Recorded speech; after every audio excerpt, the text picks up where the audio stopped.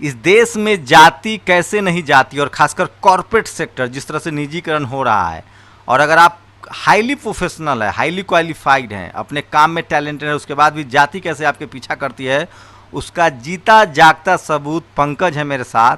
खुद सुनिए उनके साथ क्या हुआ था। पंकज, क्या हुआ था बताइए। सर मेरे लिए एक इंटरव्यू की कॉल आई थी।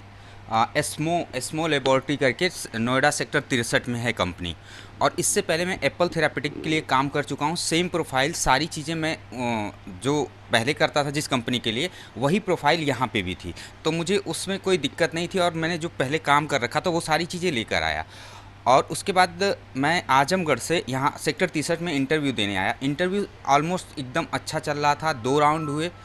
2 राउंड होने के बाद सारी चीज़ें मेरी क्लियर हो गई, सैलरी डिस्कशन हो गया, सब कुछ ओके चल रहा था। उसके बाद लास्ट में एमडी राउंड होता है। एमडी से मेरी बात होती है कि आप फैमिली बैकग्राउंड के बारे में थोड़ा बात करिए। तो मैंने अपने फैमिली बैकग्राउंड के बारे में बताया, भाइयों के बारे में बताया, अपने फादर के बारे में बताया। फिर उसने अचानक से एक क्वेश्चन किया कि क्या आप किस जाति से हो। तो मैंने पहले अवॉइड किया, फिर बोला मैं एससी हूँ। तो कह रहा है वो नहीं, कैटेगरी नहीं पूछ रहा हूँ, तुम किस जाति से हो। तो मैंने कहा सर मैं चमार हूँ। तो उसने तुरंत ही इस बात को बोला कि तुम दूसरी जॉब देख सकते हो। जबकि इससे पहले इंटरव्यू में ये सारी चीज़ें चल रही थी कि तुम यहाँ रह लोगे, कोई दिक्कत तो नहीं होगी, तुम्हें रूम ढूंढने में कोई प्रॉब्लम तो नहीं होगी। हमारी 28,000 पे बात हुई थी, 26,000 पे हमारा डन हुआ था, हर चीज़ें ओके हो गई थी।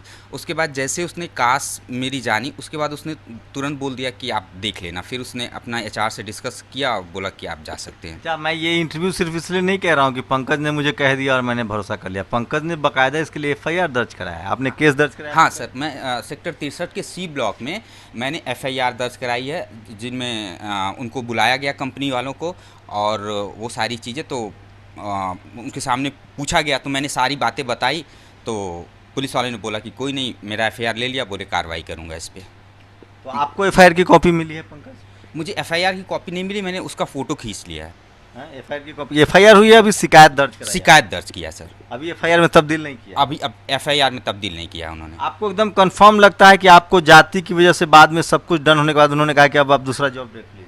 हाँ, ये एकदम कंफर्म है सर। सर एक सिस्टम है हमारा, जो मतलब हमारा कॉरपोरेट सेक्टर जो है उसमें एक सिस्टम चलता है। एक जो होता है प्रोडक्शन हाउस होता है, और एक एडमिन होता है, जिसमें एडमिन में एचआर हुआ, और जो भी प्रोडक्ट बन रहा है उसकी प्लानिंग होती है।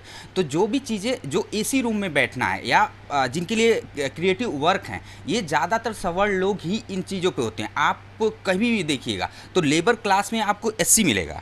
जो प्रोडक्शन हाउसेस होंगे, जैसे दिल्ली हुआ, जैसे कि फरीदाबाद हुआ, या लेबर क्लास जैसे इंडस्ट्री जहाँ प्रोडक्ट बन रहे हैं, जैसे पंखे का है, तो जो भी चीज़ें हैं तो जिसमें हार्ड वर्क है उसमें एससी होगा। लेकिन जहाँ एसी में बैठना है और एडमिनिस्ट्रेशन देखना है, सेल्स देखना है, मार्केटिंग देखनी है, उसमें आपको एससी 0.5। आप किस जॉब के लिए गए थे? सर मैं एडमिन के लिए था, ग्राफिक डिज़ाइनर के लिए। Graphic designer and video editor हूँ मैं सर। तो आप कल्पना कीजिए, उम्मीद कीजिए कि जब निजीकरण जिस तेज़ी से किया जा रहा है, अभी प्रधानमंत्री ने कहा है कि 50 साल से कम उम्र वाले को नौकरी से निकाल देंगे। मेरे एक जानकार थे, उन्होंने कहा था कि ये काले अंग्रेज हैं, ये जो हैं ये काले अंग्रेज हैं। पहले ये नौकरी नहीं देंगे आपको, लेटरल एंट्री कर रहे हैं, नौकरियां ख़त्म कर रहे हैं, निजीकरण कर रहे हैं। और जब निजीकरण में आप नौकरी की कोशिश करेंगे, पंकज को मैं जानता हूँ, पंकज से मैं बताऊँगा कि उन्होंने पहले भी बहुत काम किया है।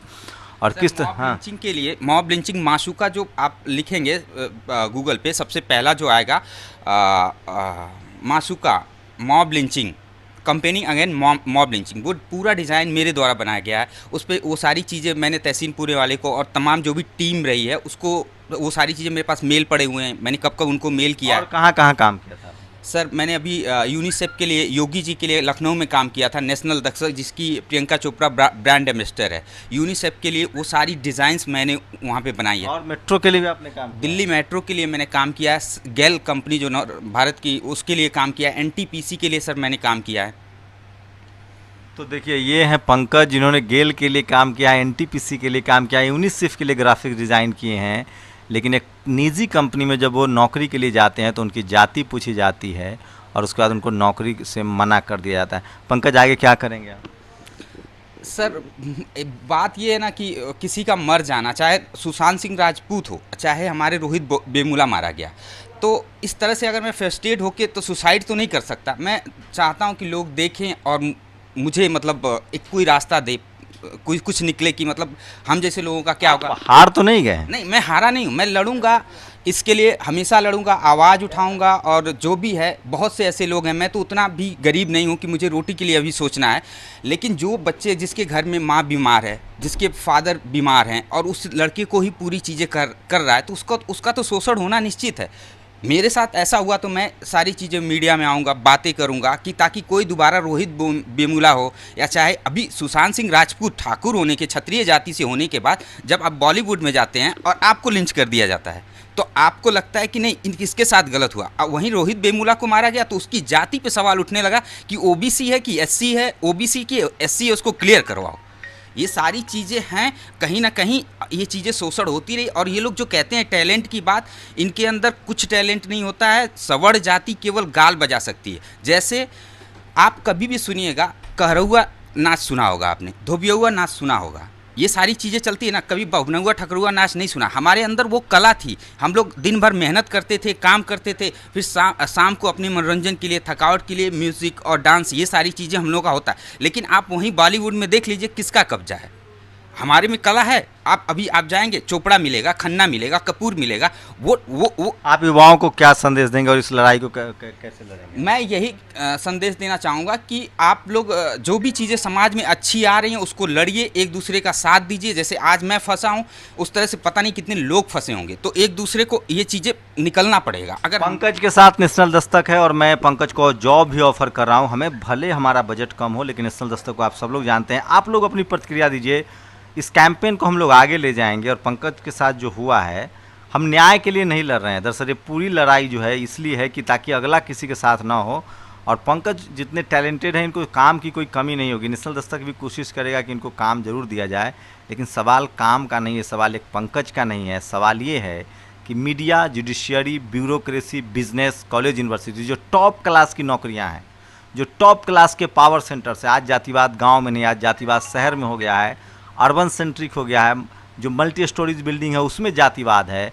डॉक्टर, इंजीनियर, वकील, जज, वहाँ जातिवाद है, और इसको समझना है। और पंकज की इस लड़ाई में नेशनल दस्तक इनके साथ है। इस कड़ी को हम लोग लंबा खींचेंगे, पंकज के टैलेंट को भी आपके सामने लाएंगे। लेकिन आप लोग विचार कीजिए कि अब तो जो बजबजाती गंध है जातिवाद का, जो पढ़ा लिखा जो जगह है, जहाँ पढ़े लिखे कंगना रनावत जैसे लोग रहते हैं, वहाँ कैसे जातिवाद होता है, उसकी एक कड़ी थी। पंकज से हम लोग इस कैंपेन को लगातार आगे चलाएंगे ताकि बहुजन समाज के उन तमाम युवाओं को प्रेरणा मिले और वो संघर्ष करे, न कि घबराएं। शुक्रिया पंकज हमसे बात करने के लिए। Thank you sir. कैमरामैन तारा के साथ शंभू कुमार सिंह, नेशनल दस्तक, दिल्ली।